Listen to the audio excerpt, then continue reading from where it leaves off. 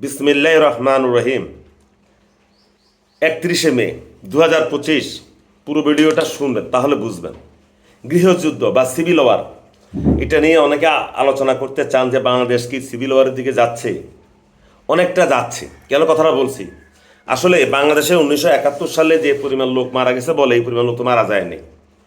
বাংলাদেশ স্বাধীন হওয়ার পরে কয়েক লক্ষ লোক মারা যাওয়ার কথা ছিল, যায়নি। 1975 সালের 15ই আগস্টের পরে বাংলাদেশে একটা গৃহযুদ্ধ হওয়ার কথা ছিল রাজনৈতিক প্রেক্ষাপটে, সেটাও হয়নি। গত বছর 24 সালের 5ই আগস্ট থেকে বাংলাদেশে একটা গৃহযুদ্ধ হওয়ার কথা ছিল, সেটাও হয়নি। আল্লাহ রক্ষা করছে আমাদেরকে। ওদের কথা বারবার বলতেন না যে 3 থেকে 5 লক্ষ আওয়ামী লীগের লোক মারা যাবেন, এমনি এমনি ওরা বলেন নাই, ওদের হিসাব আছে। আল্লাহ আমাদেরকে রক্ষা করছেন, আমরা আল্লাহর কাছে শুকরিয়া আদায় করি। এখন প্রশ্ন হলো যে কিন্তু আগামীতে বোধহয় একটা সিভিল ওয়ারের দ্বার প্রান্তে। সিভিল ওয়ারটা কি? একটা দেশের অভ্যন্তরে একটা রাজনৈতিক মতাদর্শ প্রতিষ্ঠা করার জন্য যখন 2 বা ততোধিক দল পারস্পরিক সংঘর্ষে লিপ্ত হয়, এটাও একটা সিভিল ওয়ার।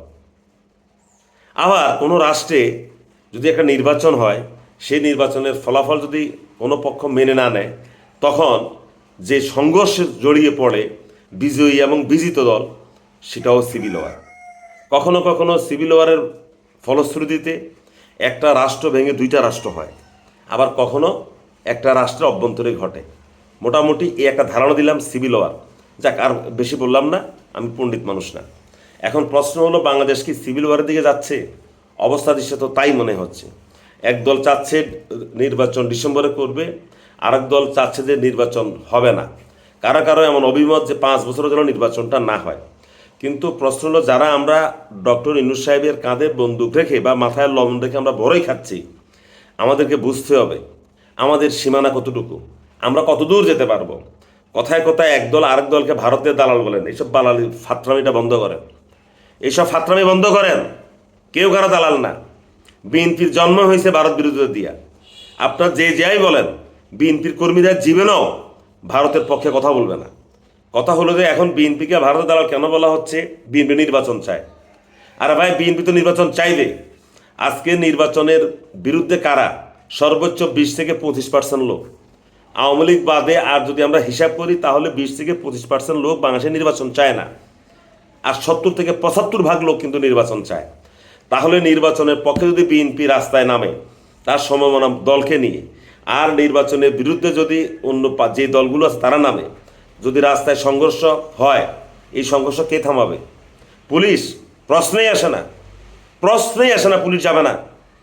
এই অভ্যন্তরীণ সংঘর্ষ থামাতে পুলিশ যাবে না, আর্মিও যাবে না। কারণ তারা কার পক্ষে যাবে?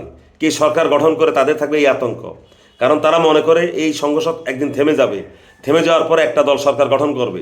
ওই দলের পক্ষে যারা যেসব পুলিশ এবং অফিসাররা কাজ করবে বা তাদের মন মতো যারা ছিল, তাদের চাকরি থাকবে, বাকিদের কাছে আবার চাকরি থেকে নট।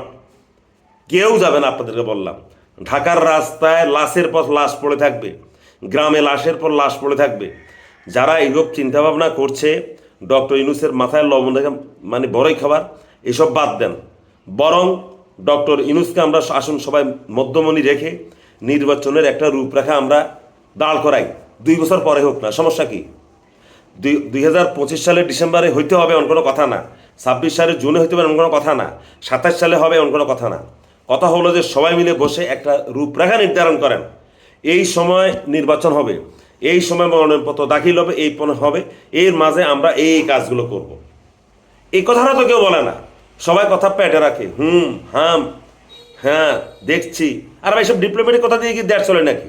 ডিপ্লোম্যাটিক কথা চলে কূটনৈতিক চ্যানেলে। রাষ্ট্র পরিচালনায় সাধারণ জনগণের সাথে কোনো ডিপ্লোম্যাটিক কথা চলে না। যে কথা বলছিলাম, যারা ভাবছেন রাজপথে বিএনপিকে মোকাবেলা করবেন, এই করবেন সেই করবেন, এগুলো ভাই ভুলে যান।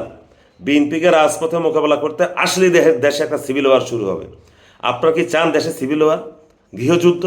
যদি তা না চান, যদি ডক্টর ইউনূস সাহেবের সুনাম আমরা অক্ষুণ্ণ রাখতে চাই, আপনারা অক্ষুণ্ণ রাখতে চান, তাহলে সবাই মিলে আসেন আমরা ঐক্য তুলি, নির্বাচনের একটা রোড ম্যাপ চাই। ধন্যবাদ সবাইকে, সবাই ভালো থাকবেন।